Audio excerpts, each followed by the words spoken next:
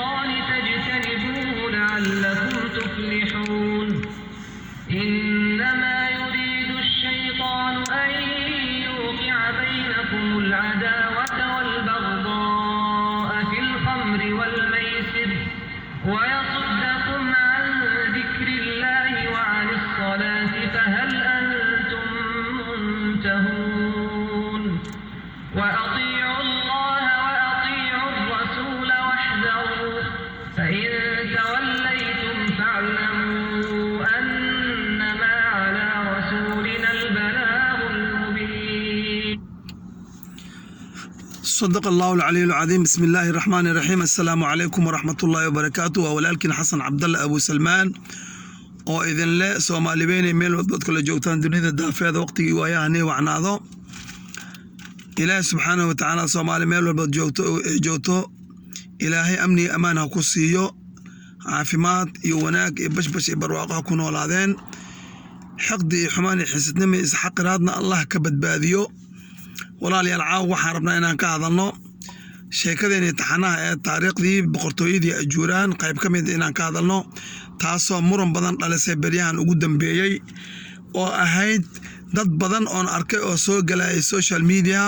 oo dhaay boqortooyadii ajuuraan ee facaweyneed ee caasimadaha uu kala ahayd Mareeg iyo magaalada yar ee Mareeg iyo meesha la yiraahdo Qalaaf horta waxaan rabaa inaan iraahdo walaalayaal Soomaaliyeed isxaqiraad waa meeshaan u tan dhigtay Soomaali maanta Soomaali waxay isku haysataa dadka geeska Afrika ama Afrika ugu aqliga badan ugu fiican ugu nasabsan haddii allaba kuuroon yahay macnaha Afrikaanta kale aan waxba ahayn ka sharaf badan yihiin laakiin aniga waxaa idin dhihi lahaa dadka ugu duleysanatiin ugu daciifsan ma fahantaan una aqliga xun maxaa yeelay haymanad dawladnimo inay ceshatiin oo ilaashatiin waa diideen sharafkiina haddana inay ilaashatiin waa diideen oo qof walbo raba in uu walaalkii gumaado wuxuu carraa wadamada dariska Afrikaanka kaaga aad caynayso ka aqliga xun ayaa u carartaa oo adoon u noqotaa oo u sujuudaa Afrikaankaas ku soo adeegsado daniisa u fulisa si aad walaalkaaga u gumaadid Etoobiyaankaas walaalkaaga u gumaada daniisana u fulisa maxay hada daniisa u fulin wees walaalka ma gumaadi kartid kuma garab istaagayo marka yaa aqli xun Soomaalida iyo wadamada dariska Afrikaanta yaa liita Soomaalida iyo wadamada dariska ee anaga nala yaa daciif anaga iyo dadka dariska nala marka waxa soo dhan waxay keentay in qofka Soomaaliga kale markuu la hadlo uu u faano iskala weynaado wax kale iskaga dhigo oo walaalkiisna xaqiro hoos mariyo laakiin markuu arko ninka Afrikaanka ama Etoobiyaanka ama Xabashiga ama Kenyaatiga uu wax weyn ka dhigo waliba gaal ugu kaasi kana kula dhasho Soomaaliya muslima sida daraadeed dadka soo qoray in ay caasimad u ahayd magaalada tuulada Mareeg boqortooyadii ajuuraan ee facaweyneed bilaa calaykum dawlad wadan xukuntay ama gees xukuntay wadamo badan isku xukuntay muddo badan oo dhowr qarni gaaraya bilaa calaykum tuulo ma noqon kartaa caasimad magaaladu way baabi'i kartaa dabcan waa la ogyahay magaalada way bedelmi kartaa magaalo kale la kordhis karaa ama la guuri karaa laakiin haday dhacdo hataa waa in raadad la helaa qusuuradii la helaa dawladda deganeed ama boqortooyada calaamadihii taalooyinkii waa in la helaa masaajidadii ay ku tukan jireen qaar ka mid waa in la helaa qaab dhismeedka guryahooda waa aasaartii ayaga isticmaali jireen wax ka mid in la helaa Mareeg maxaa yaala afar tuulo waa afar mudula ka dhisan afar aqal laakiin maxaa ujeedada ka dambaysa ma fahanteen micnaha weyn ee ka dambeeya ma fahanteen Soomaaliyeed waa xaqiraada ee ku canbaxday Soomaalida waa isliidida ee ku canbaxeen macnaha Soomaalida markay ka sheekeynayeen boqortooyadii la dagaalantay Ethiopia waxay leeyihiin boqortooyadii maxay ahayd cadaal madar eesh adal tayb adal yay ahayd wuxuu afka ka dhowrayaa in uu dhaho boqortooyadii ajuuraan maxaa yeelay adal dadka ku abtirsanaya waa dad carbeed oo markii dambe dhalan rugmayo ajuuraan u soo biishubtay laakiin adal kuma jiro xisaabta Soomaaliya maanta laakiin xisaabta Soomaaliya waxa ku jiro oo nool oo markhaatiga nool ah ee dadka ku abtirsada boqortooyada beelweynta ajuuraan sidaa daraadeed afka waxay ka dhowraayeen in ay dhahaan boqortooyadii ajuuraan boqortooyadii adal boqortooyadii sikida oo carab inta ku timaad ma ku dagaalamay xagee aadeen marka ay dagaalameen carabti boqortooyinkii adal iyo adleediin ee dagaalamay xagee aadeen xagee ku dambeeyeen ma dhalmaadeen ma dhinteen raad la'aan ma noqdeen abti ninka la yiraahdo Axmed Ibraahim Gurey wuxuu hoos iman jiray oo ka dhaxoos shaqayn jiray boqortooyadii facaweyneed ee islaamiga ee boqortooyadii ajuuraan boqortooyinka ku calwasaadaan oo agab iyo adab iyo adleedihiina waxay hoos iman jireen waa faracay ka baxaya ayaga boqortooyadii ajuuraan waxaana silsilad isku xiran ay ahayd waa boqortooyada beelweynta ajuuraan ilaa mundeef ay maamulayso islaamka gaarsiisay ilaa Zanzibar Kenya way dhaaftay Tanganyika dhaaftay Zanzibar ay tagtay waa boqortooyadii ajuuraan geeska Afrika saasay ugu baalafidsatay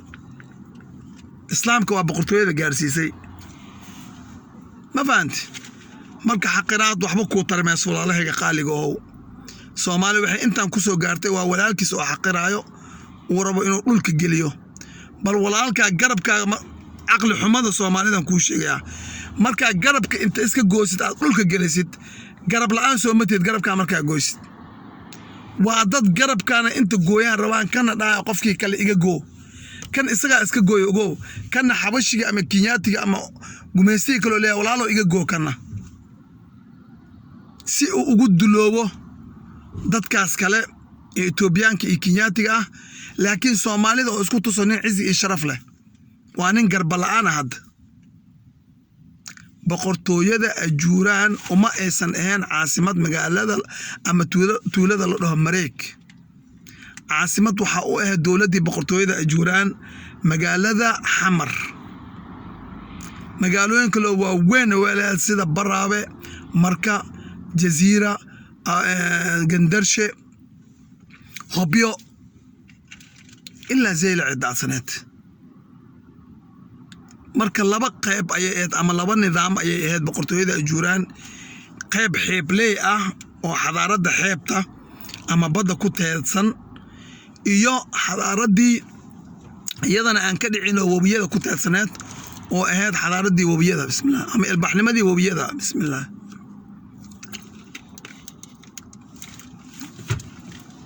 ma fahantu walaalkayga qaaligow ilbaxnimadii